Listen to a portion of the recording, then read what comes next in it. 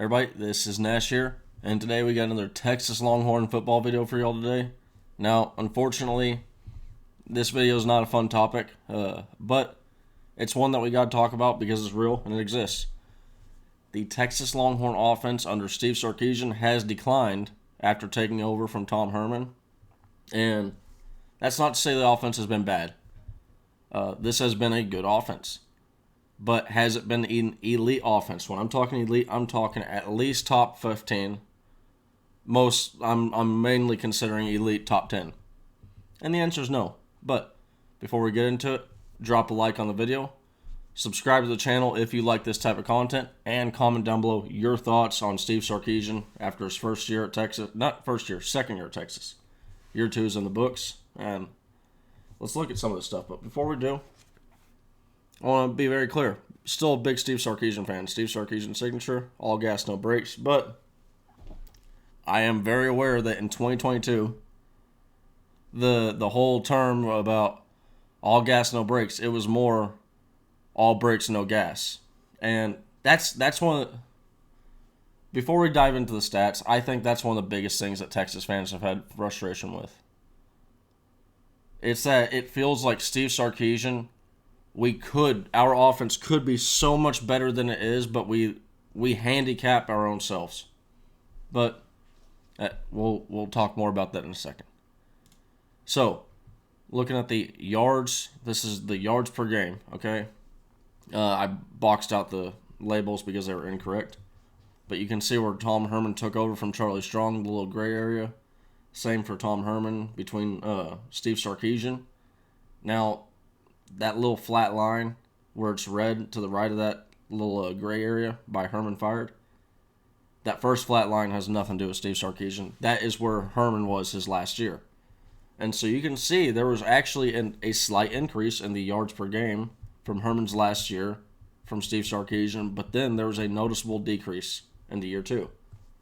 And we'll talk about, if you watched one of my recent videos, you'll know I put out a theory saying I think that Bijan Robinson had something to do with our offense, or lack thereof of offense, this year. And I think that's part of the reason why, right there. But you can see Steve Sarkisian, his best offensive year so far in 2 years, has not reached Herman's year 3 for yards per game. And that's not some big revelation or anything like that, so I'm not trying to go there with pointing that out. But the thing that people consider most of the offense, they're not going to consider yards per game, because you could have a 700-yard game and still lose.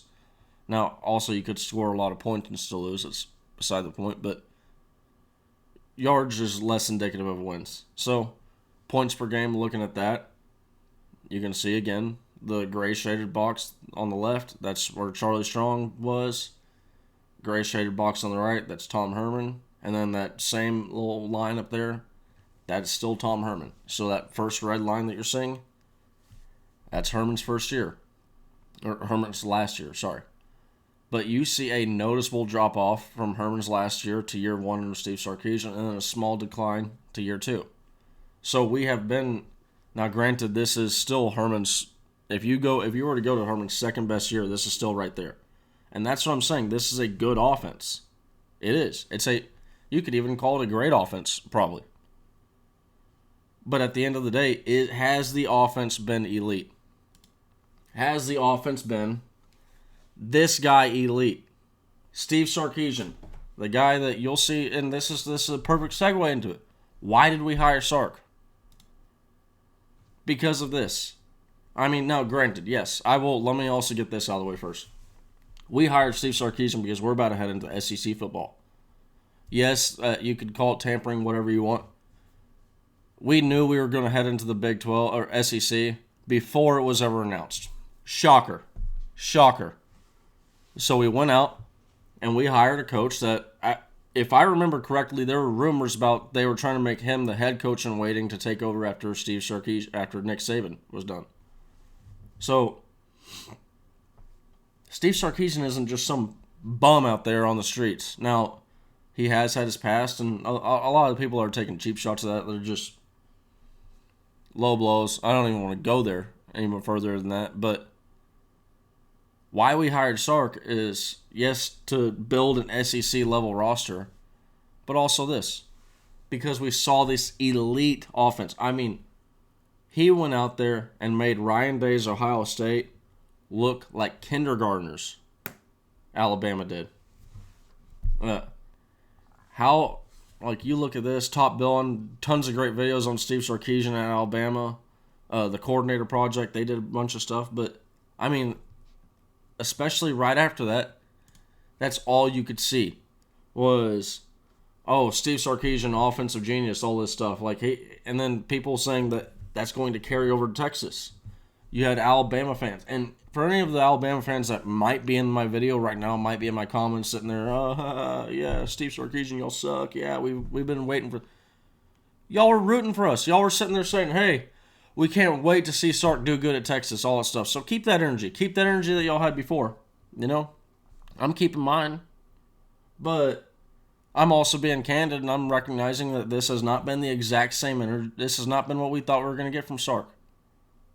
We thought we were adding Sark to a Bijan Robinson football team and with some talent, and that's not to say that this offense has been bad, but it has not been the top 10 elite offense that we thought we were just getting.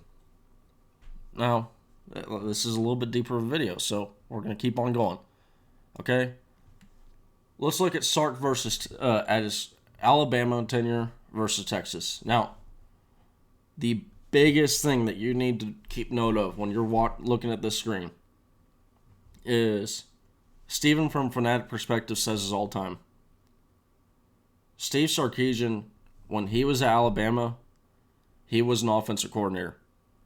So that means you have Nick Saban who can come in and say, Sark, no, don't run that play. I want to go for it. Or, no, we're not going to go for it here. We're going to punt this ball because that's what we need to do to get the win. I need to be a head coach, and we need to make a head coach decision right now.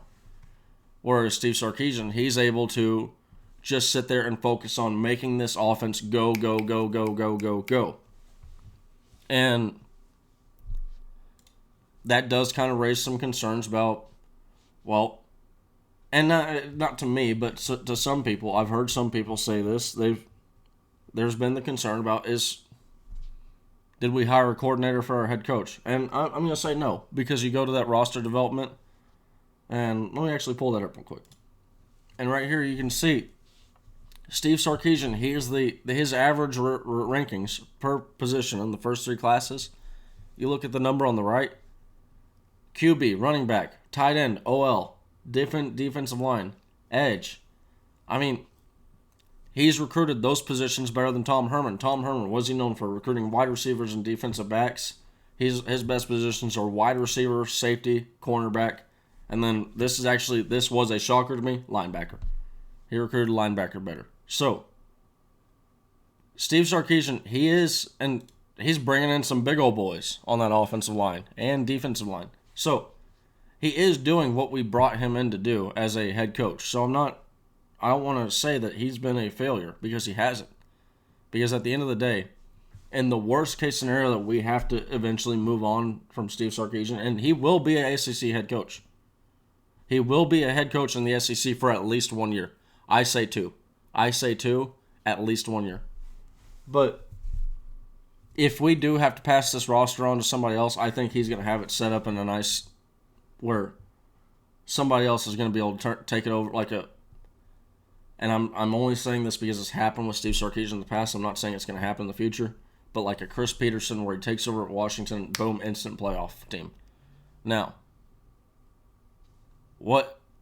so looking at there was a significant drop-off in points per game between his Bama teams and his Texas team.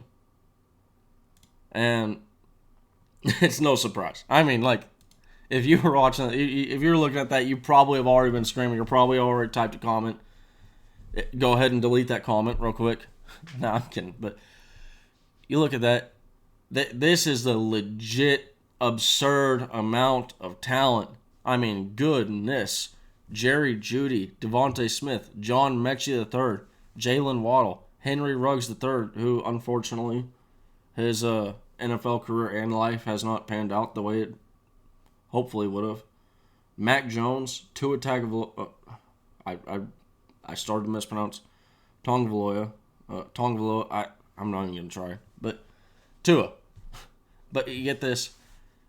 There are 2 15th picks overall, a 12th round pick, a 6th pick, not 12th round pick, a 12th overall pick, a 6th pick, a 5th pick, a 10th pick, and a 44th pick.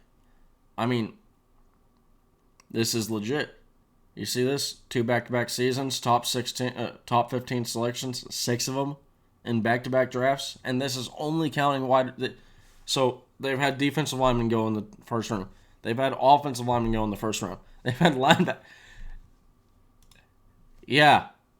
Now Bama is just like it's been on another level with drafting, and I think the wide receivers and quarterbacks at Bama have had no small part in playing a role in that. Now, there's one quarterback, Mac Jones. Steve Sarkisian can always point to Mac Jones as saying, look at Mac, I can develop guys. I can develop a guy that you would consider unathletic, and I can turn him into a legit Division I. And Mac was a good rookie NFL quarterback. So here's the Bama quarterbacks under Steve Sarkisian, and here's the Texas quarterbacks under Steve Sarkisian. And it is a difference. And here's the cool thing is that these are all very similar. And you're actually one of the coolest things about this to me is looking at this. 2 of the stats that are regarded as some of the best for quarterback statistics are on the right. Passer rating and yards per pass attempt. And it's very cool how similar those 2 graphs are to each other. Or not graphs, but charts are to each other. And I think that goes to show a little bit, this is just a little sidebar, but I think this goes to show how and why people use those stats so often for accuracy. Now, the question is, can we get the quarterbacks? Okay, because yes, and I will say, going over this wide receiver screen, I am not trying to call our Xavier Worthy, Isaiah Nayor, Brennan Thompson, Savion Red, Moore, Cook, any other name that I'm leaving off the top of my head because I'm having a brain fart right now. I'm not calling these guys Judy, Smith, Mechie, Waddle, and Ruggs because that's insane. But I am going to say these guys all wouldn't have been drafted where they were without guys by the name of Tua and Mac Jones. You don't get drafted without good quarterback play. You could be a very talented wide receiver. And this is not, I'm not trying to say Lil Jordan's a Bama first round level wide receiver, but I'm just going to say, you look at a guy like him who went undrafted, he didn't necessarily have that top end quarterback play. Yes, he could have come back another year and gotten drafted, but that's beside the point. If you have a good, it's like offensive line, right? On the offensive line, a good running back is going to make a good offensive line look great. And a great running back is going to make a good offensive line look exceptional. Now, that same goes for a wide receiver. If you're a wide receiver and you get open all the time, okay? What good does that do if you cannot get an accurate ball delivered to you or even thrown your way? It just doesn't matter. It really doesn't. Because at the end of the day, all you're doing is running around. You might as well be on the track team. But if you get a quarterback, a Mac Jones, a Tua Tagovailoa, I said it wrong again, so I really apologize. But that's just the ignorant Texas in me.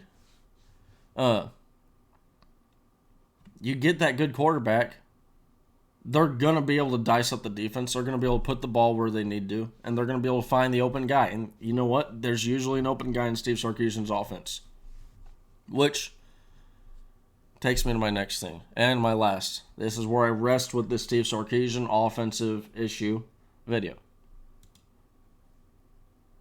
The quarterbacks. we will be fine, hopefully. And I say hopefully because if we aren't fine, one, either we have missed on, like, if we were to miss on all three of these guys, like, I want to be very clear.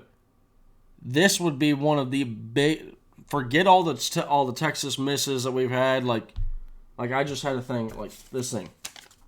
Since 2018, Georgia, and this is on the heels of Georgia winning national championship, so take these stats as why Georgia won the national championship. In the last 6 recruiting classes, Georgia has had 6 top 5 recruiting classes. In the last 6 recruiting classes, Alabama has had 5 top 5 recruiting classes. And same for Ohio State, 5 recruiting classes. Texas is the 4th team ranked, sitting at number 4.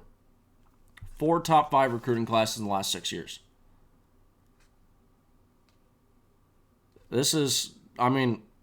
We are playing with some talent here. And to be underperforming how we have been with that level of success in recruiting, it just, boom, blows everybody's mind. Blows my mind. I know that for sure. So if we're able to miss, if we don't get one quarterback out of these 3 dudes, yeah, something's wrong either with Sark, with Texas, or all of the above. And then I just want to give that guy a little shout out. Charles Wright. Do not forget he's in this quarterback room.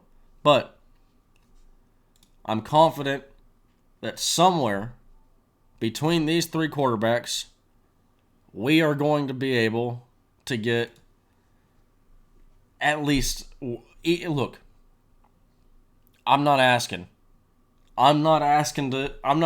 for Sark to keep putting out the best offense that we've seen in college football ever. I'm not asking for that. That's just not going to happen. That's not a realistic expectation. But to ask for a top 10 offense with a guy like Steve Sarkisian, and here's the deal, is this video, I think, goes to show what we think of Steve Sarkisian. I mean, I hold the utmost respect for Steve Sarkisian in the offensive category, which is why I'm sitting here making a call-out video on his offense doing bad, when his offense has been a very good offense at the very least. It's been a top 25 offense. But the reality is, for a guy like Steve Sarkisian, for the elite offensive mind he is, this just isn't going to, that's not acceptable. That's not going to cut it. And hopefully we can at least meet that Bama stuff, the Bama years in the middle. All right, everybody. Hope you all have a great day. Hope you all took something away from this video. And again, be sure to drop a like on the video and comment down below your thoughts on Steve Sarkisian his first 2 years in Austin. And yeah. Look.